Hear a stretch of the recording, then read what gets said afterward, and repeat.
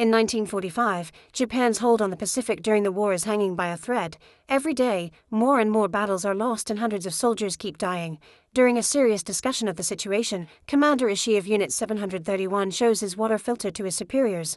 He pees in it in front of everyone, then he puts the filter on the table to reveal clean water made from his urine. To everyone's shock, he even drinks it.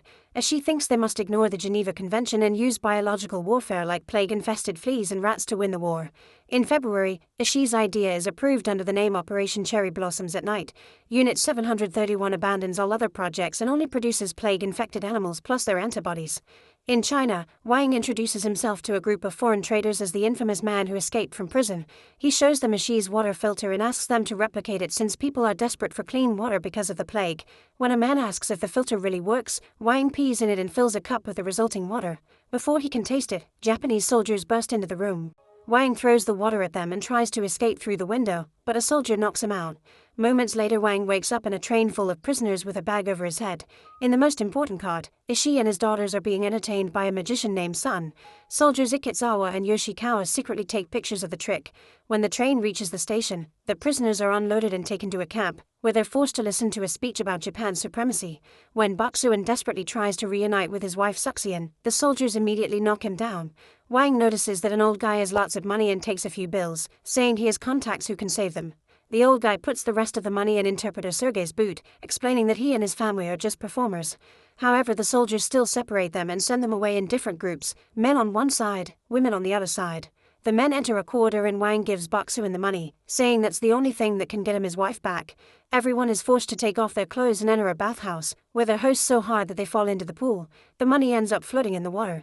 At that moment, the guys hear screams and gunfire. Suddenly, a bunch of Soviet prisoners burst into the bathhouse and close the door. A guy stays behind to barricade it while the others try to escape through the back door, but it's locked. Then the Soviets take off their clothes and get in the pool. They also share their names, asking the Chinese to remember their last act of deficiency. Unfortunately, the Japanese troops burst in too and Imamura shoots the guy at the door. Then she threatens the other Soviets, but Sergei translates it differently to warn his countrymen. Imamura senses he's changing things and kicks him down. Wang interrupts her to translate what Sergei said, revealing he can speak multiple languages. Imamura steps back when someone rises in the pool. Ishii has been there all along and now gives Imamura her next mission before leaving the room. Afterward, the prisoners are taken to their cells. Baksuan, Wang, and Sun end up in a cell with Kunshan, who has drawn crosses on the wall and has a rat. Wang tries to befriend him, but Kunshan ignores him. Then he moves his pillar to reveal a hole, through which the rat runs to reach the women's cell.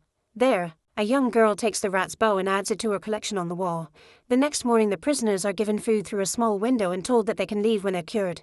Wang remembers what the Soviets did and shares his name, wanting to keep a sense of self.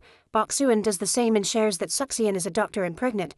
Sun also introduces himself and points out that if the Japanese wanted to kill them, they would have already done so instead of feeding them. At that moment, two guards come to take Wang away. He jumps on one of them to start choking him, causing Baksuan to pee his pants in fear. The second guard hits Wang in the head to knock him out. When Wang wakes up, he's strapped to an electric chair.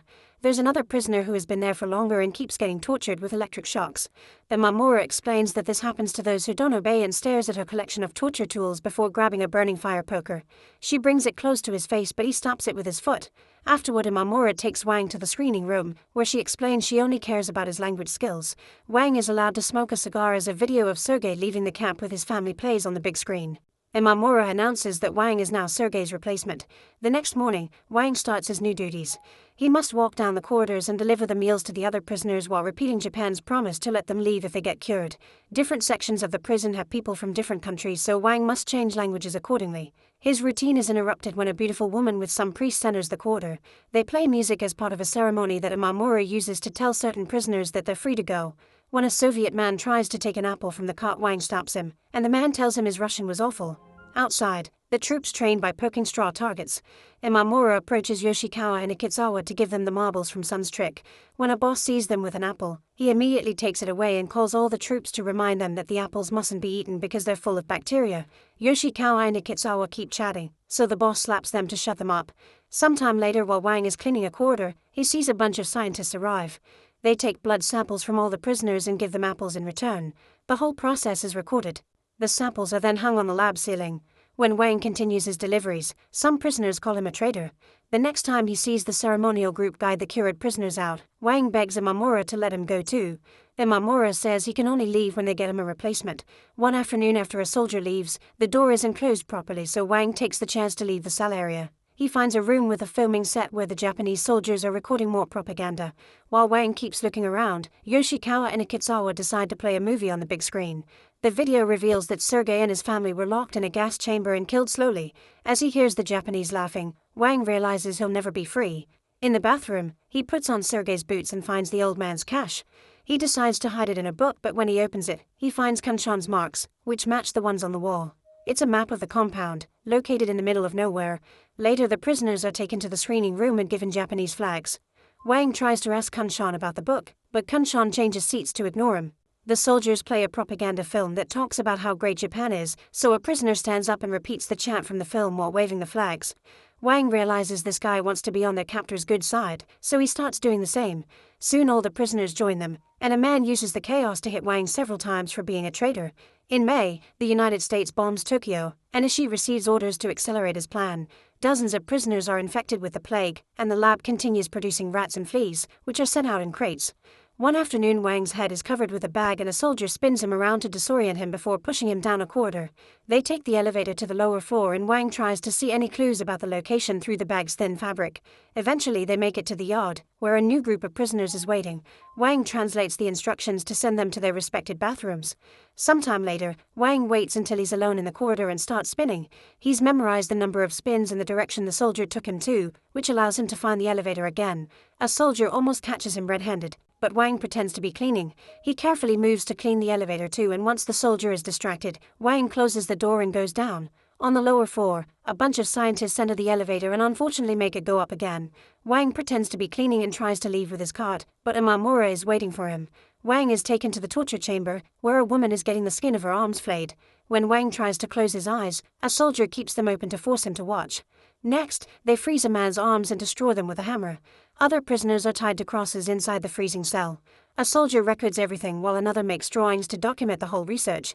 Imamura tells Wang that he wasn't supposed to see this, but he's betrayed her trust. If he does it again, he'll become a test subject too. Later in the cell, a guard informs Sun that he's free. A very upset Wang gives Sun some apples and watches him leave with the other prisoners, staying silent because he knows they'll die. However, when the prisoners are about to cross the front door, Ikezawa and Yoshikawa agree that they want Sun to stay and teach them his trick. Sun is soon sent back to his cell and Wang smiles for the first time since they arrived. However, his mood drops again when he notices that the soldiers replace Sun with the old man. One afternoon, the prisoners are taken outside for exercise and a Soviet girl begins to sing an anti-fascist song. When someone kicks a ball too high, a hidden gun immediately shoots it down, and everyone falls on their knees in fear. Wang accidentally drops the book but quickly hides it in his clothes again. Kanchan notices this and finally admits he's planning an escape. He shares the details so they can work together. That night, Wang pretends to read the book and laughs pretty hard at every page. Ikezawa soon arrives to confiscate the book, but when he turns the pages, he discovers Kanchan's hidden map. Suddenly, Wang hits him with a water filter and proceeds to choke him to death. Then Wang takes Ikezawa's hazmat suit and hides the body in a stretcher, which he takes to the elevator. Yoshikawa is there waiting, but he doesn't suspect a thing and sends him to the crematorium.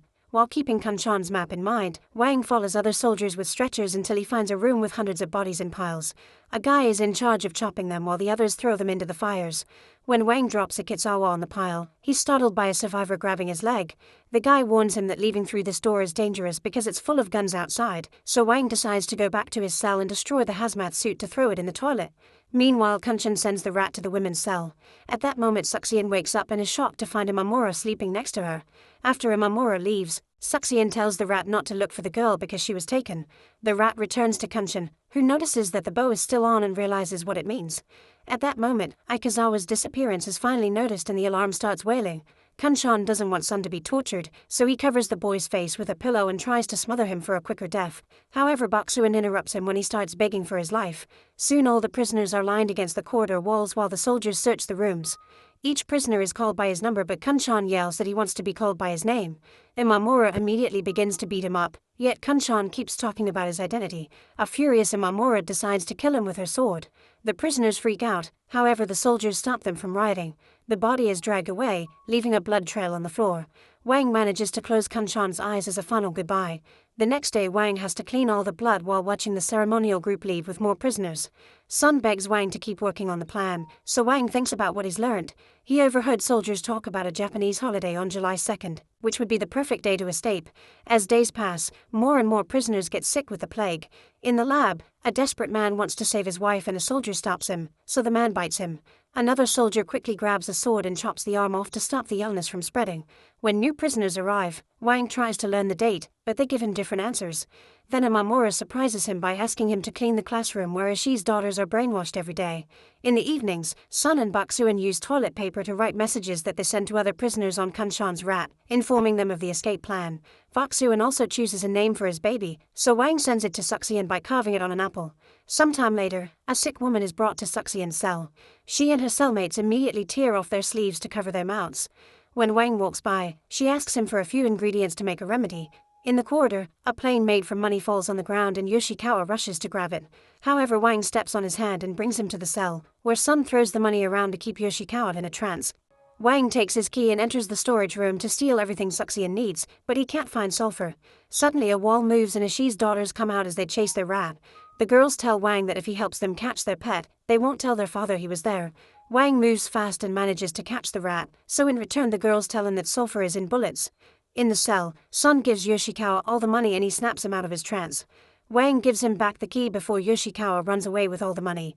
At the same time, Suxian burns the sulfur from the bullets to create a fog, then she mixes the other ingredients.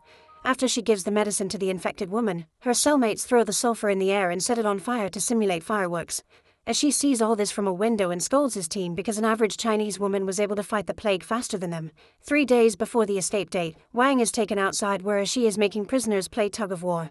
Losers will be allowed to leave, meaning they'll get killed. Baksuin and Sun must compete against each other, and Baksuin easily overpowers the boy. However, he only wants him close to tell him that he hid a key in the rat's hole. Then he lets go of the rope, giving up. On his way out with the other losers, Baksuin asks Wang to take his wife during the escape. Afterward, Ishii helps the girls bury their dead rat. The next day, Wang is taken outside again to receive the new prisoners. However, a scientist complains because most of them are sick so they aren't useful for the experiments. The following day, a few prisoners are put inside a special cell with a bunch of rats, which immediately go crazy. Seconds later, the scientists inform Ishii that they've finally developed a virus with a negative rate that exceeds 90% and the corresponding vaccine. On the day of the escape, most of the Japanese leave the compound to celebrate the Yamakasa festival in town. In the corridor, Wang drops some apples on purpose as a distraction. When a suspicious guard confronts him, Wang presses his face against his chest to suffocate him. A second guard sees him and yells for help, so Wang smashes his head on the door to knock him out. When a third guard appears on the stairs, Wang rushes to make him trip and the guy dies when he breaks his neck. Afterward, Wang visits every cell and leaves apples with carved words. Sun finds the key in the rat hole and escapes from his cell to open all the others. Soon all the prisoners are coming out including Suxian, who finds a pair of baby shoes that Baksuin made with toilet paper. 2 more guards arrive but when they see the huge number of prisoners in the quarters, they immediately run away. The prisoners encounter other guards on their way out, but they fight them and bring them down, stomping on them as they keep running. Other soldiers arrive with hoses and spray them with freezing water, but they're quickly brought down as well. The group then takes the elevator to the main floor and as they run, Wang remembers the warning from the guy in the incinerator and imagines his friends getting killed. This distraction causes him to forget the way. Wang decides to split the group. Sun will lead the group down one path, while he and Suxian take the other. In the next hallway, Wang and Suxia see all the people being tortured in different rooms. Some prisoners are frozen or burned to death, others get acid on their arms, a man is getting his organs ripped, and another one lost their face and is now being chopped. Wang puts on a hazmat suit and sneaks Suxia into the incinerator by hiding her in a cart. However, she climbs out when she sees Baksuin on the pile of bodies. She tries to approach him but Baksuin dies after seeing her. Then Wang drags Suxia's hand and drags her to the door, only to find Ishii and his men waiting on the other side. Afterward, Suxia is taken to a lab filled with fetuses in capsules. Wang is forced to watch as the scientist cut Suxia's belly to get her baby too. His sheer terror makes his forehead pound on the window several times, covering it with blood. Then Wang collapses as he breaks down. While the baby is given the mark of Ishii's daughters, Imamura floats in one of the lab capsules. She has the mark too and remembers enjoying the way Suxia sang to the girl in her cell. Sometime later, the compound starts building bombs filled with infested fleas. To test it, they take the prisoners to the middle of a field and tie them to crosses around a pit. A few Japanese soldiers sit among them and are given the vaccine. Then a balloon appears above them and opens fire. Refusing to give up, Wang struggles with the rope until he manages to free himself. As the bombs release the fleas, Wang quickly frees Sun and together they run around to release the others. When the vaccinated men realize what's happening, they immediately try to stop the prisoners and a vicious battle ensues. The prisoners clearly have the upper hand thanks to their numbers, but unfortunately more Japanese soldiers arrive and open fire as they form a circle around the pit. Any prisoner trying to run is now forced to step back. Some of them try to fight these soldiers too, only to meet their lethal flamethrowers. Some victims are pushed into the pit while others catch on fire. It's an absolute massacre, and the Japanese higher-ups just watch from their tent as if it was a normal show. In the evening, all the bodies are thrown into the pit with ash to bury them. Sun soon wakes up and finds Wang, who hugs him to protect him from the ash. Then Wang puts Sun on his shoulders and they start climbing the pit. However, Sun slips and falls on the pile of bodies. At that moment the others also wake up and form a pyramid against the wall. Wang and Sun climb on them while hearing them proudly yell their names. The duo eventually reaches the top where a soldier is waiting. Sun grabs the man's leg and pulls himself up, causing the soldier to fall into the pit. As soon as Sun is finally out, another soldier shoots him, and Sun makes him trip so they both fall. At the same time, Wang reaches the top and grabs Sun's hand, but the soldier is also pulling the boy's legs. Wang doesn't have enough strength to save Sun, who lets go of their hands and causes the pyramid to collapse. All the bodies fall back into the pit and Wang can only watch, feeling helpless. When he tries to run away, a soldier shoots him too, leaving no survivors. Eventually, Japan loses the war and the compound is bombed under Ishii's orders to keep all the experiments secret. Ishii escapes on a plane with his daughters, Suxian's baby, and all the documentation. Once he arrives at his hometown, he organizes a fake funeral for himself to evade trial. Later, the USA grants Ishii and his men immunity in exchange for all the data from the experiments, so Unit 731 is never punished.